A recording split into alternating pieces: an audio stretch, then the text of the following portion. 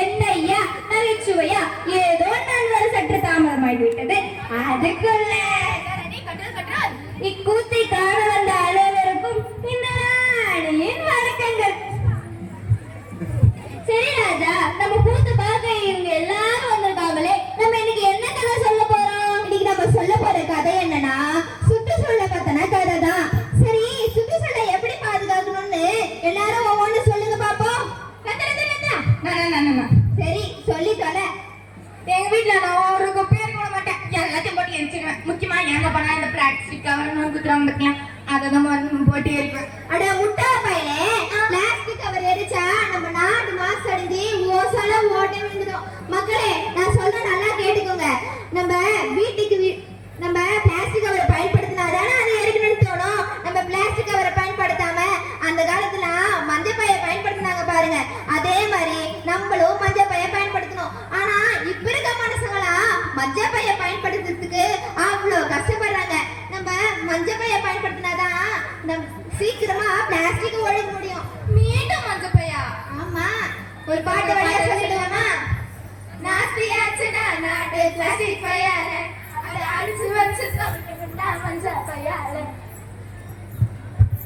மரங்கள் எல்லாம் வெட்டக்கூடாது ராஜா. ஏன்டா பிச்சை? வேற மூசா சொல்றான். பிச்சை பிச்சை முத்து நகைச்சுவைக்காக. அட அறிவு கேட்ட கேளையா ராஜா, இல்ல கேசவா? நம்ம மரங்களை வெட்டினா எப்படிடா உயிர் வாழ முடியும்? மரம் தான் நமக்கு தூய்மையான காற்று, தூய்மையான மழை அதெல்லாம் தருது. மக்களே, நான் சொல்றேன் நல்லா கேட்டுக்கோங்க. நம்ம வீட்டுக்கு வீடு மரங்களை வளர்க்கணும். மழை நீர் எப்படி ராஜா சேமிச்சு வைக்கிறது? அதுக்கு தாமா மழைநீர் சேமிப்பு தொட்டின்னு இருக்கு. நம்ம வீட்டுக்கு வீடு மழைநீர் சேமிப்பு தொட்டியா அமைக்கணும். அப்படி அமைச்சாதான் அடுத்த தலைமுறைக்கு தண்ணீர் பஞ்சம் இல்லாம இருக்கும். ஓ ராஜா, இப்ப இருக்கிறவங்க எல்லாம் வீட்டுக்கு வீடு தண்ணி போக்குவரத்து வச்சுட்டு இருக்காங்க. எங்க போனாலும் அதை எடுத்துட்டு கிளம்பிடுறாங்க. எங்க போனாலும் மரத்தை விட்டுட்டு வீட்டுக்கு ஒரு வண்டியில வச்சுட்டு இருக்காங்க.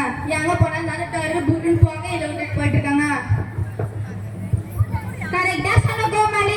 ராஜா, இதனால ஓசோன் பருவத்துல ஓசோன்ல ஓட்டை விடுங்க ராஜா. இப்படியே போயிட்டு என்ன ராஜா பண்றது? அதுக்கு தாம பொது போக்குவரத்துன்னு இருக்கு. நம்ம தேவையான நேரத்துல மட்டும் தனி போக்குவரத்தை பயன்படுத்திட்டு மற்ற நேரத்துல பொது போக்குவரத்தை பயன்படுத்தினாலே நம்ம நாடு மாசடையாம இருக்கும். ஓ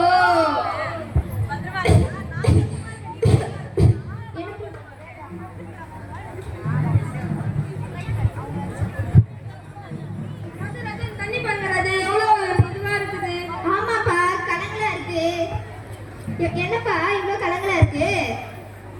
ஆமா ராஜா, இந்த ஊர்ல இருக்கிற மக்களுக்கு எல்லாம் இந்த மாதிரி கெட்ட தண்ணி தான் ராஜா வந்து சேருது.